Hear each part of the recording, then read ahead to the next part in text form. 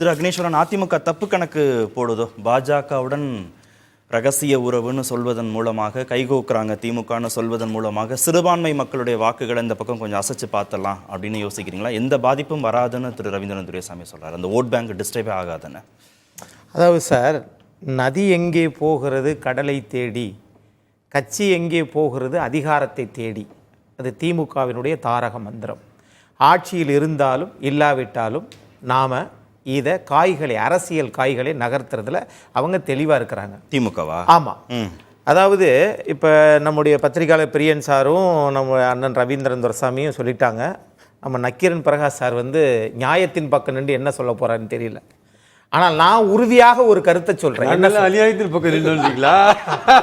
இல்ல, என்ன சொல்றீங்க சார்? இல்ல, அது அவர் பேர தான் சொல்றேன். நீங்க சார் உள்ள வர்றீங்க. நான் இப்ப என்ன கேட்கிறேன்னா நீங்க ஆளுநர், அதாவது திராவிடம் துண்டாடக்கூடியது, பிரிவினையை உருவாக்கக்கூடியது அப்படி சொல்லி 10 மணி நேரம் கூட ஆகல. ஆனா அங்க தேநீர் விருந்தில் கலந்துக்கிட்டீங்க. கடந்த 3 ஆண்டுகளா போகல தேநீர் விருந்துக்கு. அப்ப இப்ப ஏன் போனீங்கன்னு கேட்டா அதுல ஒரு விளக்கம், வியாக்கியானம் கற்றுக் கொடுத்தது. கட்சி கலந்து கொள்ளவில்லை, ஆட்சி கலந்து கொள்ளுகிறது, அரசு கலந்து கொள்ளுகிறது. சரி, ஏப்பா அப்படின்னா அப்படி பார்த்தா கூட கூட்டணியால் சேர்ந்தது தானே இந்த அரசு. அப்ப திரு செல்வ பெருந்தகை ஏன் அழைக்கல, அண்ணன் திருமாவளவன் ஏன் அழைக்கல? அங்க அழைக்கல. சரி, பரவாயில்ல, அதுக்கு ஒரு விளக்கம் கொடுத்துறீங்க. கட்சி போகல, ஆட்சி போகல. அதுலயும் ஒரு இலக்கண பிழை இருக்கிறது. என்னன்னா, கட்சிக்கும் ஆட்சிக்கும் ஒரே தலைவர் தான் திரு மு.க. ஸ்டாலின் அவர்கள். இங்க நான் நாணய வெளியீட்டு விழாவுக்கு நான் உள்ள போகல. சொற்குற்றமா பொருட்குற்றமா? ரெண்டுமே குற்றம். அது அடுத்து வரேன் பாருங்களேன். அங்கதான் தேநீர் விருந்துல தான் அப்படின்னா, இங்க நாணய வெளியீட்டு விழாவுக்கு இந்திய நாட்டினுடைய எதிர்க்கட்சி தலைவர் பிரதமருக்கு என்ன அதிகாரம் இருக்கோ, நான் அரசியலமைப்பு சட்டத்தை மிகவும் மதிக்கிறவன், நம்புகிறவன், அதனால் நான் வாழ்க்கை நடத்துகிறவன். ஆகையினால அதிகாரம் பிரதமருக்கு என்ன 50% அதிகாரம்னா, எதிர்க்கட்சி தலைவருக்கும் 50% அதிகாரம் கொடுத்திருக்கிறது அரசியலமைப்பு சட்டம். ஆனா நீங்க கூட்டணியில 40க்கு 40 வெற்றி பெற்ற பிறகு ஒருவேளை இது 2029 ஏதாவது தேவைப்பட்டால் ராகுல் காந்தியை கூப்பிடுவார்கள். ஆனால் 2026 நாடாளுமன்ற தேர்தல் இல்லை, இது சட்டமன்ற தேர்தல். அதனால இப்ப அவங்க கூப்பிடல. ஆகையினால இவங்களுடைய என்ன, அதிமுகவுக்கு திடீர்னு ராகுல் மீது இவ்வளவு கரிசனம்? நான் கேட்கிறேன், அதிமுக கள்ளக்காதல்னு சொன்னீங்களே, அப்ப இன்னைக்கு திமுகவும் பாஜகவும் செய்வது ஆணவ காதலா, அதிகார காதலா? பதில் சொல்லுங்க. அப்போ ஒரு கட்சியை நீங்கள் மடைமாற்றம் செய்வதற்காக, வாக்குகளை தொடர்ந்து பெற வேண்டும் என்பதற்காக ஒரு கட்சியை நீங்க இவ்வளவு குற்றம் சாட்டுறீங்களே. உங்களுக்கு கடல்ல பேனா வைப்பதற்கு சிலைக்கு அனுமதி கொடுத்தது யார்?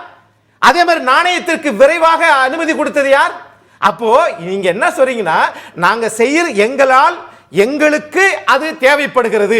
69% இடஒதுக்கீடு கொடுத்த செல்வி ஜெயலலிதா இல்ல, எப்படி நாணயம் வெளியிடப்படவில்லை. எப்படி பார்த்தாலும் சாதனையாளர், எப்படி பார்த்தாலும் அது அதிமுகவுக்கு லாபம் தானே. ஒருவேளை நீங்க வைக்கிற வாதம் படியே பாஜகவுடன் திமுக ரகசியமான ஒரு உறவை, இணக்கத்தை பேணுது நிர்வாக ரீதியாக, அரசியல் ரீதியாகனா, சிறுபான்மை மக்களுடைய வாக்குகள் அதிமுக பக்கம் தானே மொத்தமா நகரும். அது லாபம் தானே, அதை வரவேற்க வேண்டியதானே மன மகிழ்ச்சியோட. நீங்க போருக்கு போகிற போது நிராயுத பணியாக போனீங்கன்னா தோத்து போயிருவீங்க.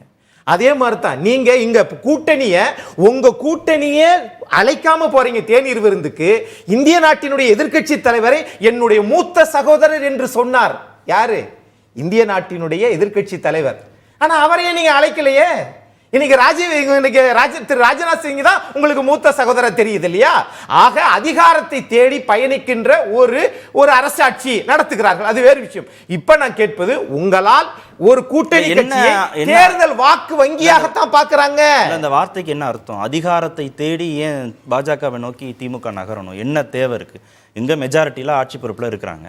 எந்த அதிகாரத்தை நோக்கி நகரணும்னு நினைக்கிறாங்க? மத்தியில் ஆட்சி பொறுப்புக்கு வரணும்னு நினைக்கிறாங்களா, இல்ல பங்கெடுக்கணும்னு நினைக்கிறாங்களா?